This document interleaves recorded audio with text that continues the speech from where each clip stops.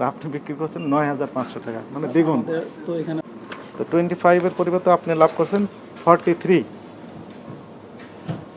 তাহলে বেশি করছেন কত? 18%।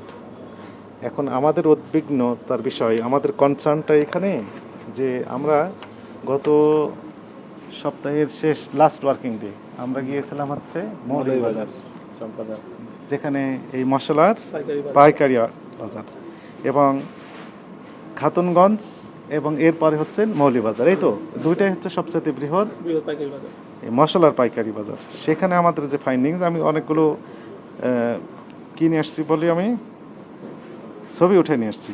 দেখেন, এই একটা দোকানের, এই যে messrs SM enterprise, 34 Moulvibazar, Dhaka, তাই না? এটা ছবি ওঠানো দোকানের। দেখেন এলাচি আছে না, সর্বোচ্চ যেটি রেট সেটি 5,700 টাকা, আর আপনি বিক্রি করছেন 9,500 টাকা, মানে দ্বিগুণ। তো এখানে অনেক মানে ধরনের আসছে, প্যাকেটিং করছে, তারপরে স্যার এটা এক্সপায়ার হয়, ড্যামেজ হয়, এগুলো আবার ফেলে দিতে হয়, অনেক বেশ কিছু থাকে। ওনাদের কিছু হয় না, এই সকল কারণেই তো আপনাকে 25% লাভ দেওয়া হয়েছে। এই সকল কারণে লাভ দেওয়া হয়েছে 25%, সর্বোচ্চ এটি সর্বোচ্চ। স্যার ওই যে আপনি বললেন যে একটু ড্যামেজ হতে পারে, একটু আপনি কি করবেন, বাছাই করতে পারেন, প্যাকিং করতে পারেন, প্রফিট সবকিছু সহজ ধরেই করা হয়েছে, এর বেশি যাওয়ার সুযোগ নেই, গেলে এটি অপরাধ। তো আগামীকাল সকাল 9:30টায় অধিদপ্তরের ডিজি স্যারের অফিসে উপস্থিত হবে, হয়ে ব্যাখ্যা দেবেন কেন আপনার বিরুদ্ধে আইনানুগ ব্যবস্থা নেওয়া হবে না। ঠিক আছে স্যার, ঠিক আছে, আগামীকাল মে দিবস, তাহলে লাস্ট নেক্সট ওয়ার্কিং কর্মদিবস রবিবার, সানডে, নেক্সট সানডে। সাপোর্টিং কাগজপত্র নিয়ে সব নিয়ে আপনি এখানে কই, আপনাকে বললাম যে আপনি সিল সই মেরা যাবেন। আচ্ছা ঠিক আছে, আপনি কন্ট্যাক্ট নাম্বার দেন।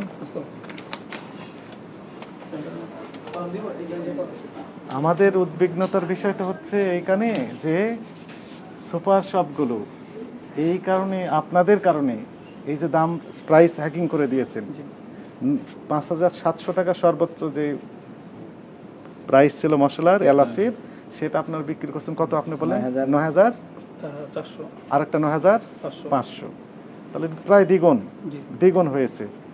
এই 9,500 টাকা যখন খুচরা ব্যবসায়ীরা জানছে যে সুপার শপগুলোতে এই এলাচি বিক্রি হচ্ছে 9,500, 9,400, ওনার তখন এই 5,700 টাকার যে এলাচি, তখন ওনারাও কি করছেন, চেষ্টা করছেন দাম বাড়ানোর জন্য।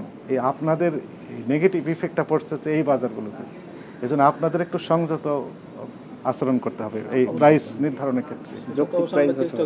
অযৌক্তিকভাবে বাড়িয়ে দিলে খেটে খাওয়া মানুষের জন্য একটু কষ্ট হয়ে যায়। আর যেহেতু আইনই আছে, ফলে এখানে আপনাকে আমরা অনুরোধ করার কিছু নেই, এটা আপনাকে মানতেই হবে। এবং মৌলভীবাজার তো বলছিল যে এর চেয়েও দাম কমে আসার সম্ভাবনা, হ্যাঁ, কমতির দিকে।